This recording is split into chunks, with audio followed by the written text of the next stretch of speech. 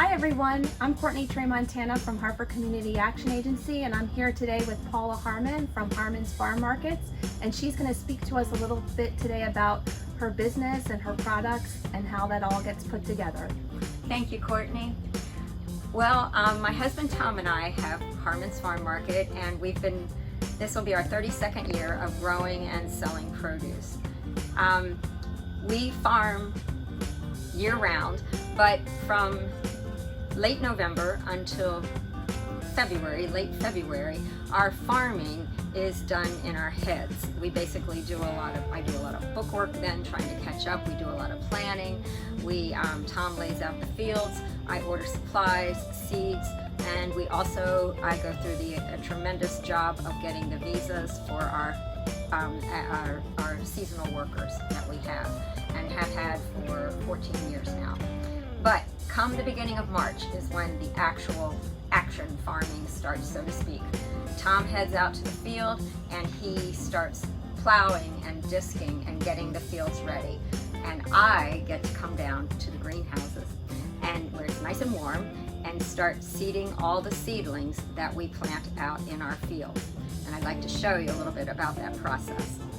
So the first thing I have to do is, first of all, mix up all this potting mix, and we have to wet it down, and then once it's to the right consistency, I start filling the trays, and we have to pile the dirt in and make sure all the little cells are filled up.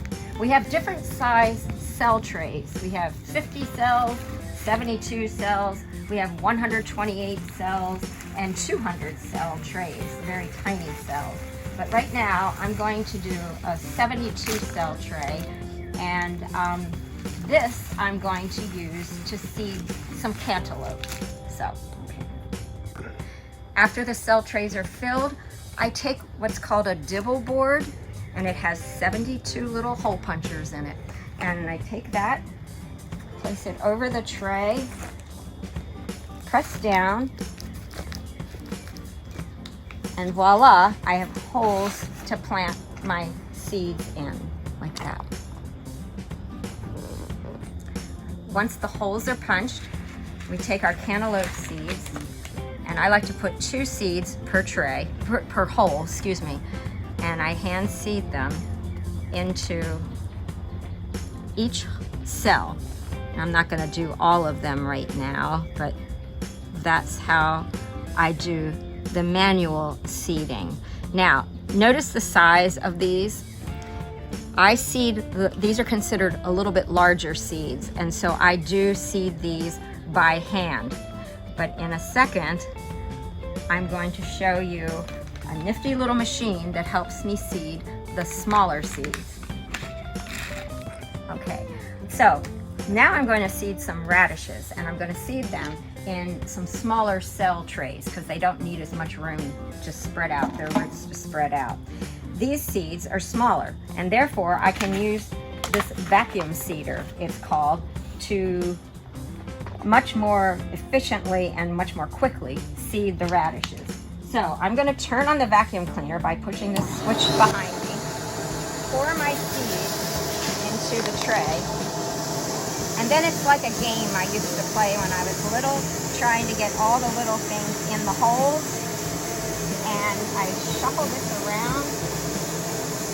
The seeds are stuck to the holes.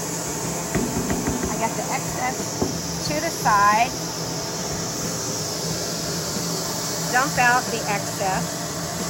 See, there's still stuff on there. And then turn it over on the tray.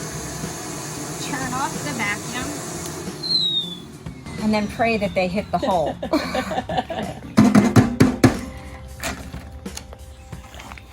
And they did. So you can see there's a seed in each hole on that.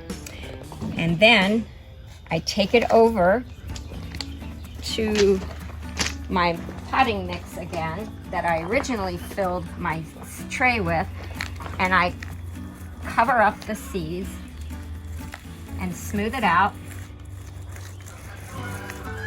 Oops. And there you have it. And then we put this on a heat mat here. And this actually has heating rugs underneath the black plastic. Well, you can barely see it, but there's heat mats under here, and they heat up, and so on cold days it provides heat from the bottom to help promote the seeds to germinate.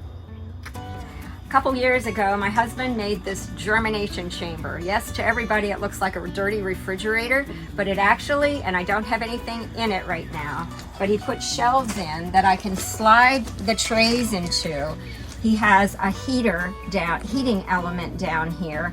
There's a thermostat also, and when I have to germinate things like tomatoes, peppers, watermelon that require a lot of heat, consistently, we use this germination chamber to do those. And I don't have anything, I just pulled things out of here, so I don't have anything cooking right now, but that's the germination chamber.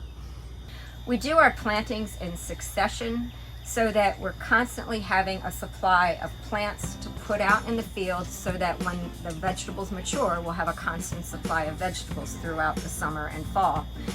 Looking at some of these are beets, cucumbers. Back here is a couple trays of spinach, and there's lettuce. Here's some lettuce. These are radishes, more beets that are less mature. Here's some squash. This is all cantaloupe. This is the first planting of seedless watermelon, plus, and I'm not going to go into this right now, the pollinators that we have to plant with them. And then actually here's the second planting of seedless watermelon. More spinach. There's a young planting over there of tomatoes. And then here's my second planting of tomatoes. That's the third planting we just looked at. Here's the second planting. Flowers. Oh, and over on this table are the first and second plantings of peppers here. And then here are some eggplant right here. All right, so I have had all my babies inside and they've been nice and warm. But before we plant them outside, we have to harden them off. That's what we call it. We make them tough. And so we subject them to wind and cold, not much fertilizer, and we cut back on the water. So I have these plants that are ready to go in the field outside, getting acclimated to the outside conditions. And there's lettuce, lots of lettuce. Here's some kale. There's some spinach. These are flowers, but here's some cantaloupe that are about ready to go. Some squash and more cantaloupe over there. We have already planted a lot of our broccoli and cauliflower and cabbage. They have gone in the field already. Plus we already have plantings of lettuce and spinach prior to the ones you've seen here.